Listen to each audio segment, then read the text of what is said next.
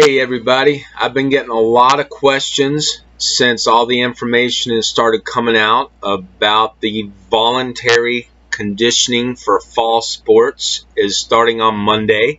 So I figured I'd do another coach's corner. Oh, and welcome to a coach's corner.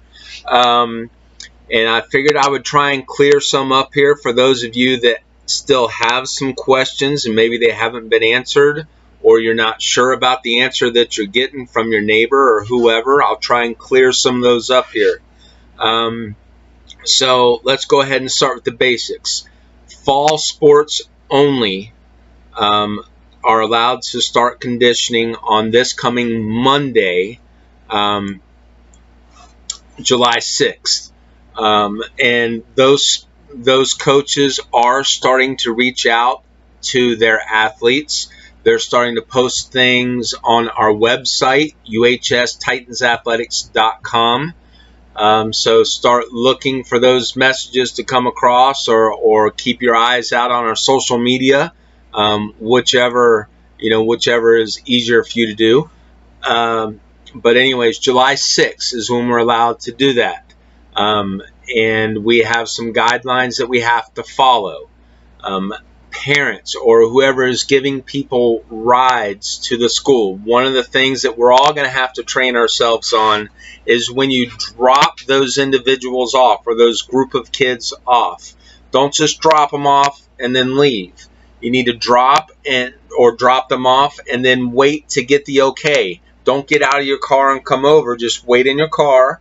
And what we have to do is we have to scan their forehead, with the thermometer. And then we do have some very basic questions. We got to ask them, do you have a cough? Have you been in contact with anyone that has COVID-19? I forget, some basic questions like that. And as soon as they're okay, we'll give you a thumbs up, or we'll signal to you somehow that you're okay to go ahead and leave.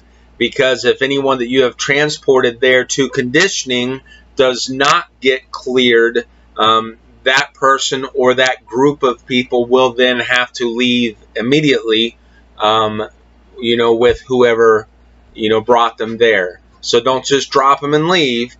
Drop them, wait in your vehicle, and wait for the okay from the coaches. Where you will be bringing them to is the bus loop. That will be the entrance to the conditioning, and it's conditioning only. There can be no sport-specific drills or anything like that. It's conditioning only. That will be the entrance. By the bus loop, you'll see us there by the outside basketball courts. We're not allowed to go inside, so it's conditioning only. And each group has a different time. I know the earliest group starting at 7 o'clock.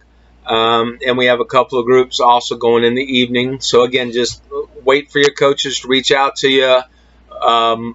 Majority of them have posted on our website, so also look at our website and look for that information on there.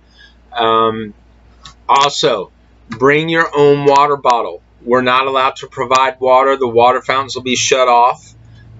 Just again, because of cross-contamination. If I have some kind of virus or something and I'm at the water fountain and I lean on it or breathe on it or something like that and put my funk on it, and then you go and you get it, that's just no bueno. So water fountains will be shut off. We cannot provide any water of any type. I can't even go to the store and buy a case of water and then bring it out to conditioning. So parents, I know that a lot of you would do that, but we can't have that. So also, it's so stinking hot out right now. If you'd like to just bring one of those little coolers that will fit, 3, 4, 5 different waters in there for yourself only, you are definitely welcome to do that. But you're not allowed to say, oh, here, you want a water, and give it to somebody. You can't do that. Okay, there's going to be absolutely no sharing of any kind. If someone shows up without a water, we're going to send them home, because again, it's too hot for them to be out here or to be out there. So you got to bring your own water. Label your bottles. I noticed that Coach Paris, the swim coach, she suggests to her swimmers every year to to get a big half-gallon jug. So swimmers, if that applies to you, go ahead and get that that half-gallon jug. She says they're about $8. The only thing I disagree with is she said the color doesn't matter. I mean, come on, it's got to be orange or gray, right? I mean, no, I'm only kidding. But, you know, orange is definitely the best color there is, right? So anyways, yeah, bring your own. And if it is something other than, you know, the regular 16-ounce bottle or whatever, write your name all over it so there's no confusion. The whole time that you are there at university, we have to maintain 6 feet. It doesn't matter if you were with your best buddy at his house last night and you guys were sitting next to each other playing Xbox or whatever. We don't care. Stay 6 feet away from each other at all times. When you are in your groups conditioning, in your groups of 9, we're going to do our best to keep you 6 feet away from each other. That's what we have to do. If we violate these guidelines, the whole school can be shut down. If one person violates these guidelines, all the conditioning can be shut down until July 27th when the fall sports season officially starts.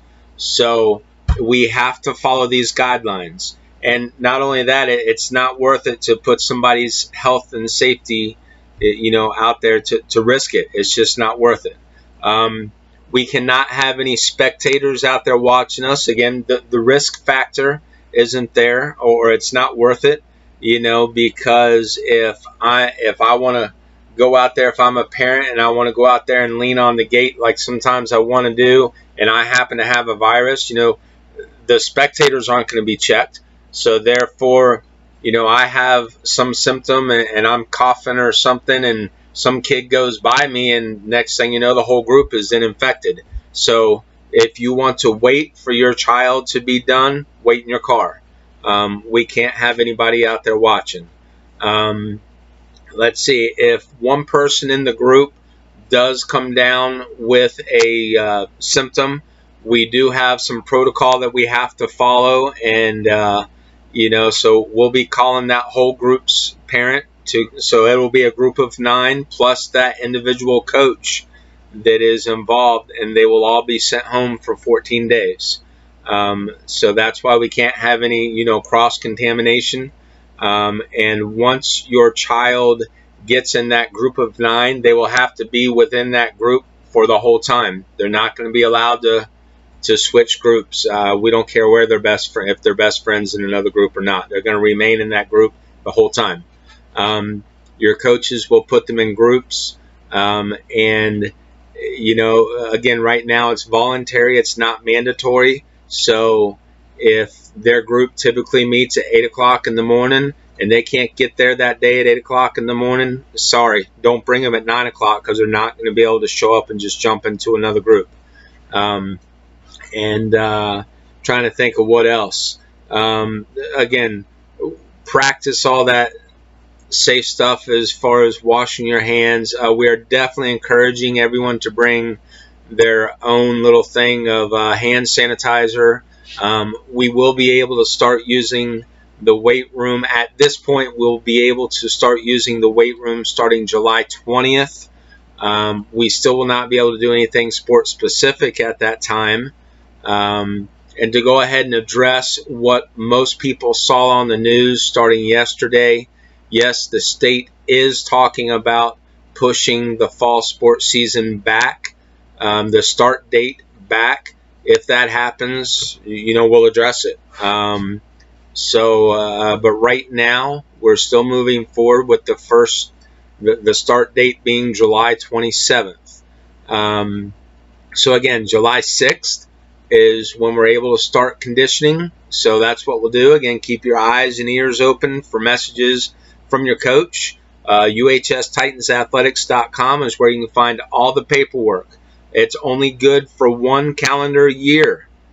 So your physical, which is also called your EL2, you can find it on there. Go to UHSTitansathletics.com. Look for the thing that says more, the column that says more, hover over it, and a drop-down menu will come, and there'll be a column that says forms, and you'll see it. It'll say EL2, that's your physical. EL3, that's your parent permission and your insurance and all that kind of stuff. Then there's the wonderfully entertaining courses that we all have to take, coaches and athletes included. The sudden cardiac arrest, the heat illness, and the concussion. We all have to take that every year. So go ahead and take that. Print out your certificates.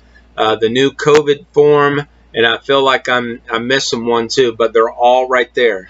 Go ahead, print them out, sign them, all that kind of stuff, because if you don't have them all, you might as well not even show up until you have them all. If you're not able to make it the first day, reach out to your coach and see where there's an available slot for you as far as time, time slots go, because again, they can only have 9 athletes, per one coach. So, they may not have a time slot available at 8 a.m., but then maybe they do at 9 a.m. So again, if you show up at 8 a.m. and they're full, they're going to turn you away and tell you to go home. So if you're not able to be there on the first day when they're setting this time schedule up, you need to reach out to them and let them know. I believe that's everything I got for now. I hope to see everybody there, and just be thankful that we're able to do something, because there are still states and still counties in Florida where they're still not able to do anything. Down in South Florida, they're still not able to do anything. So be thankful. There are states that are already saying we're not doing fall sports. So just be thankful we're able to do something, and this is uncharted territory. So just be patient. We're figuring this out together. We're just getting this information. We'll probably get new information. We got to digest it all. Be patient. We're doing the best we can, and we'll figure this out together. So that's all I got for now. And if you got any questions, let me know. Reach out to your coaches. Reach out to me, and we'll see you Monday morning.